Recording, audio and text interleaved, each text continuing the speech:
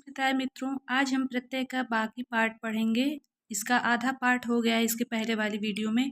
जो लोग नहीं देखे हैं वो लोग जाके देख लें, क्योंकि ये सारे हम मोस्ट इम्पॉर्टेंट क्वेश्चन कर रहे हैं जो कि पेपर के लिए बहुत ही इम्पॉर्टेंट है।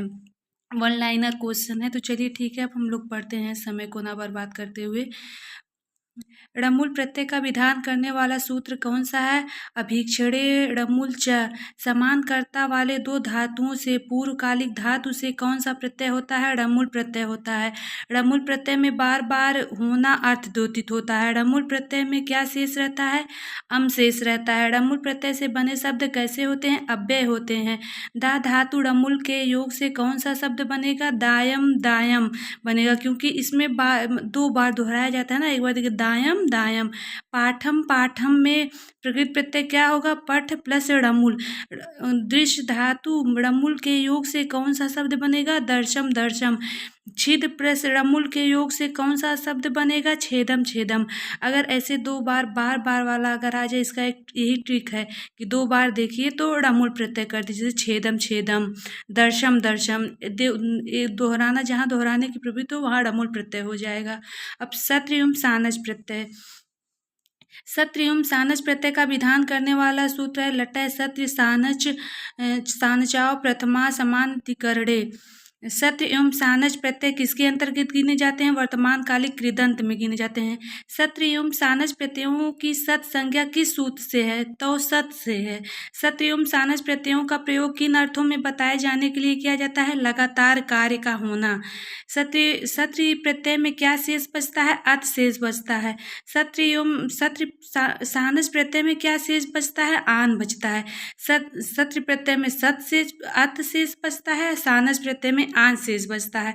सत्र प्रत्यय का विधान किन धातुओं से होता है? परस्मय पदी धातुओं से होता है।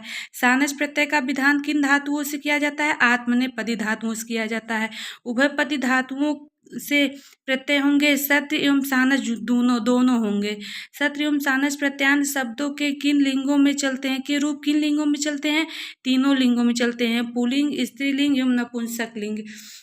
सत्र एवं सानस प्रत्यांत शब्दों के रूप किन विभक्तियों में चलते हैं? सातों विभक्तियों में चलते हैं। सत्र एवं सानस प्रत्यय कर्ता के विशेषण के रूप में प्रयुक्त होते हैं। पठन बालकः गच्छति में कर्ता बालक का विशेषण क्या है? पठन है। क्री धातु सत्र के योग से शब्द बनेगा कुर्वन। कुर्वन शब्द का स्त्रीलिंग तथा नपुंसक लिंग क्या होगा? कुर्वती कुर्वत।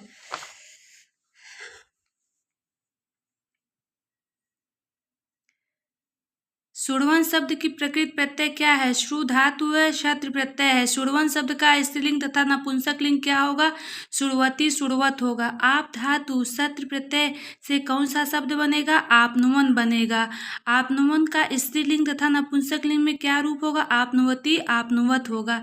क्री धातु सत्र के योग से शब्द बनेगा क्रीवन बनेगा। क्रीवन शब्द का स्त्रीलिंग तथा नपुंसक लिंग क्या बनेगा? क्रीवती क्रीवत।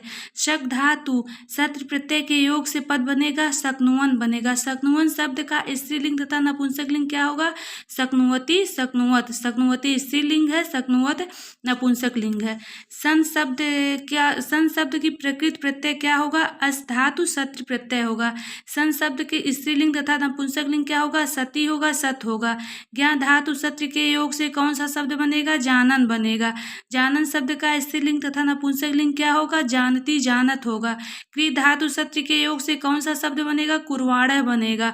कुरवाड़ा का स्त्रीलिंग तथा नपुंसक लिंग क्या होगा? कुरवाड़ा कुरवाड़म।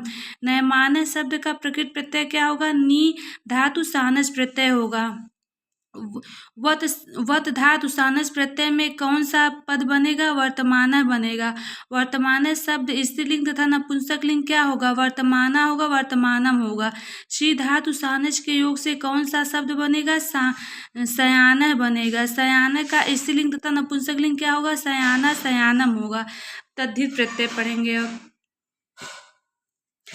संज्ञा सर्वनाम विशेषण एवं अव्यय पदों से जोड़े जाने वाले प्रत्यय क्या कहलाते हैं? तद्धित प्रत्यय कहलाते हैं। तद्धित प्रत्यय के योग से बने शब्द क्या कहलाते हैं? तद्धितांत कहलाते हैं। मतु प्रत्यय, मतु प्रत्यय का विधान विधान करने वाला सूत्र कौन सा है? तदस्यात् सद्यास मिन्निति मतुप। मतु प्रत्यय का प्रयोग किन अर्थों को बताने के लिए किया जाता है? वह इसका है, वह इसमें है। मतुप के पकार एवं उकार का लोप होकर क्या शेष बचता है? मत शेष बचता है। मतु प्रत्यांत पद क्या कहलाते हैं? विशेषण कहलाते हैं। मतु प्रत्यांत पद का विशेष के अनुसार ही लिंग, वचन और विभक्ति निर्धारित होती है। गो प्लस मतुप के योग से कौन सा शब्द बनेगा? गोमत बनेगा।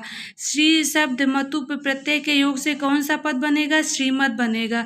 यदि पद अकारांत या आकारांत हो तो मतुप यानी मत का मा बदल कर वा हो जाता है। जैसे विद्या प्लस मतुप से बनने वाला शब्द है विद्वत, माँ की जगह वा हो गया है, विद्वत विद्वान।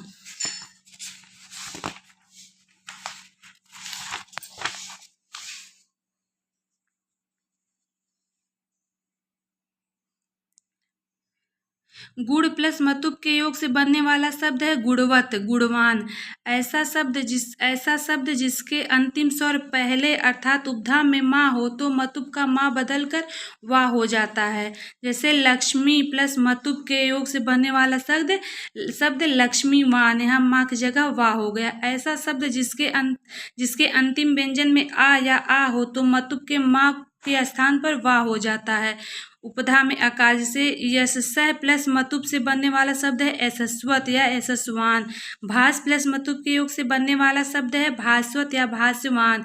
जिस शब्द के अंत में वर्गों के प्रथम 4 वर्णों में से कोई हो तो मतुप के माँ के स्थान पर वा हो जाता है। जैसे विद्युत प्लस मतुप के योग से बनने वाला शब्द है विद्युतवत या विद्युतवान। सुरहित प्लस मतुप के योग से बनने वाला शब्द है सुरहित, सुहृदवान। मतुप प्रत्यांत शब्दों के रूप किन लिंगों में चलते हैं? तीनों लिंगों में, पुल्लिंग, स्त्रीलिंग एवं नपुंसक लिंग। रूप प्लस मतुप के योग से बनने वाला शब्द है रूपवत या रूपवान। गुड़ प्लस मतुप के योग से पुल्लिंग में बनने वाला शब्द है गुणवान। श्री प्लस मतुप के योग से बनने वाला शब्द है श्रीमत, श्रीमान। अब इन प्रत्यय का विधान करने वाला सूत्र है अत इन ठनों। अकारांत शब्दों में से कौन सा प्रत्यय होते हैं? इन और ठन होते हैं। इन प्रत्यय में किसका लोप हो जाता है? नकार में स्थित इकार का हो जाता है। इन प्रत्यय में क्या शेष बचता है? इन शेष बचता है। इन प्रत्यय का प्रयोग किन अर्थों में होता है? वाला अर्थ में होता है। चक्र प्लस इन के योग से कौन सा शब्द बनेगा? चक्रिन बनेगा, चक्री। दंडी में कौन सा प्रत्यय है? दंड प्लस इनी है। ज्ञान प्लस इनी से कौन सा शब्द बनेगा? ज्ञानीन बनेगा, ज्ञानी। प्रलय प्लस इन के योग से बनने वाला शब्द है प्रलयीन, प्रलयी। त्वा या तल प्रत्यय। त्वा और तल प्रत्यय का विधान करने वाला सूत्र है तस्य भाव तस्यो तलो। किसी शब्द को भाववाचक संज्ञा बनाने के लिए उस शब्द में त्वा एवं तल प्रत्यय जोड़ देते हैं। त्वा प्रत्यय सदैव किस लिंग में होते हैं? नपुंसक लिंग में होते हैं। तल प्रत्यय सदैव किस लिंग में होते हैं? स्त्रीलिंग में होते हैं। ऐसे ठीक से तल जैसे स्त्री के जैसे लगता, तल स्त्री के जैसे लगता। त्वा नपुंसक लिंग। ग्राम जन बधु भैस्तल सूत्र से कौन सा प्रत्यय होगा? तल प्रत्यय होगा। ग्राम प्लस तल से बनने वाला शब्द है ग्रामता। जन प्लस तल से बनने वाला शब्द है जनता। बंधु प्लस तल से बनने वाला शब्द है बंधुता। कुशल प्लस त्व से बनने वाला शब्द है कुशलत्वम। कुशल प्लस तल के योग से बनने वाला शब्द है कुशलता। मित्र प्लस त्व से बनने वाला शब्द है मित्रवत। मित्र प्लस तल से बनने वाला शब्द है मित्रता। महत प्लस त्व के योग से बनने वाला शब्द है महत्वम। महत प्लस तल के योग से बनने वाला शब्द है महत्ता। अब ठक प्रत्यय। ठक प्रत्यय का प्रयोग किस अर्थ में होता है? भाववाचक संज्ञा बनाने के लिए। शब्द के साथ जुड़ने पर ठक के ठा के साथ के स्थान पर क्या आदेश होता है? इक आदेश होता है। शब्द के प्रथम स्वर वृद्धि हो जाती है, जैसे आ को आ हो जाता है, ई को ए हो जाता है, ओ को औ हो जाता है। ठक प्रत्यय में आदि अच की वृद्धि हो जाती है। धर्म प्लस ठक से बनने वाले शब्द धार्मिक है। साप्ताहिक में कौन सा प्रत्यय है? सप्ताह प्लस ठक प्रत्यय है। लोक प्लस ठक के योग से बनने वाला शब्द लौकिक है। अब स्त्री प्रत्यय। पुल्लिंग शब्दों को स्त्रीलिंग बनाने के लिए जिन प्रत्ययों का प्रयोग किया जाता है उन्हें क्या कहते हैं? उन्हें स्त्री प्रत्यय कहते हैं। स्त्री प्रत्ययों की संख्या कितनी है? 8 है। स्त्री प्रत्यय है टाप, चाप, डाप, नीप, नीस, नीन, ऊं, ईत, ती। टाप प्रत्यय का विधान करने वाला सूत्र है अजाद्यतस टाप है। अजादिगढ़ में गिने गए शब्दों और आकारांत पुल्लिंग शब्दों को स्त्रीलिंग बनाने के लिए कौन सा प्रत्यय प्रयोग किया जाता है? टाप प्रत्यय। टाप प्रत्यय में टा और पा का लोप हो जाता है। टाप प्रत्यय में शेष क्या बचता है? आ शेष बचता है। टाप प्रत्यांत शब्द क्या कहलाते हैं? अकारांत स्त्रीलिंग कहलाते हैं। टाप प्रत्यय से बनने वाले शब्दों के रूप किसकी तरह चलते हैं? रमा की तरह चलते हैं। चटक प्लस टाप के योग से बनने वाला शब्द है चटका।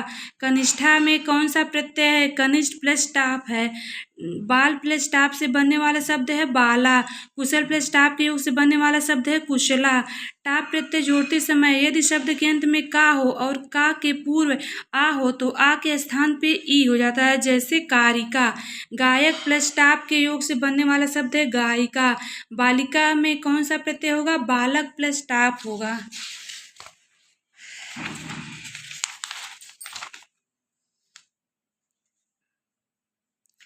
अब ङीस प्रत्यय। ङीस प्रत्यय का विधान करने वाला सूत्र कौन सा है?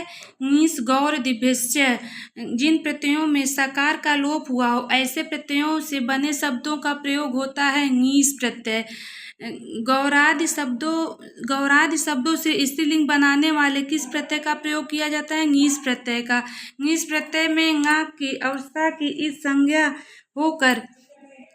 संज्ञा होकर लोप हो जाता है। ङीस प्रत्यय में क्या शेष बचता है? ई शेष बचता है। ङीस प्रत्यांत पद किस लिंग में रहते हैं? इकारांत स्त्रीलिंग में होते हैं। ङीस प्रत्यांत पदों का रूप चलता है नदी की तरह चलता है। नर्तक प्लस ङीस के योग से बनने वाले शब्द है नर्तकी। गौरी में कौन सा प्रत्यय है? गौर प्लस ङीस। तट प्लस ङीस से बनने वाले शब्द है तटी। शूद्री में कौन सा प्रत्यय है? शूद्र प्लस ङीस। अब नीप प्रत्यय पढ़ेंगे। नीप प्रत्यय का विधान करने वाला सूत्र कौन सा है? ऋढ़ाढ़ वयसि प्रथमे द्विगो।